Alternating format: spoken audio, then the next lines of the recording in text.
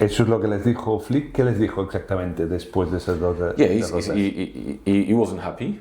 Of course, he wasn't happy. I think when you're a coach of Barcelona, losing 2 games in 3 days is not a perfect scenario.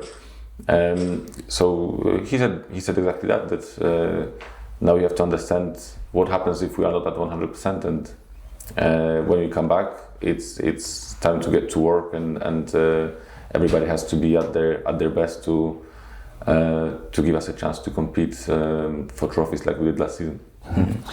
El míster al final de la temporada pasada dijo que habría que hacer algunos ajustes porque bueno, pues los rivales iban a estar más preparados.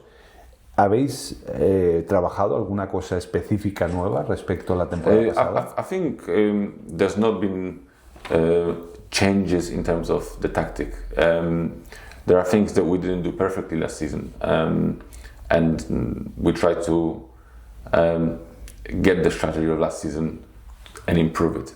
And it works sometimes it doesn't. In Sevilla it clearly didn't work, because I think when we don't have the control of the game and control of the ball, then playing with that high line is a big risk, because you lose the ball and you are exposed.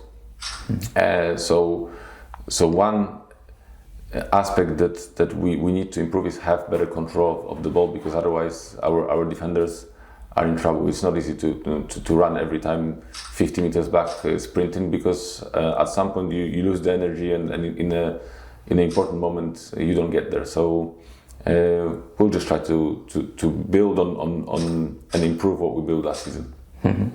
Antes también de las 2 derrotas estas contra el PSG y contra el Sevilla, Flick ya avisó después del empate contra el Rayo de que hizo la declaración que fue muy reproducida, de que el ego mata el éxito.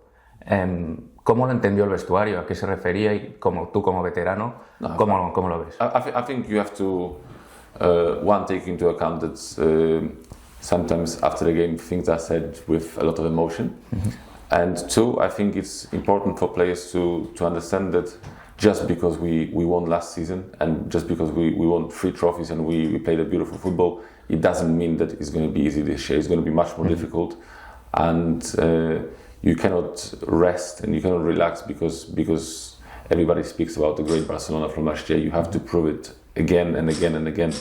That's what great champions do. They win year after year after year.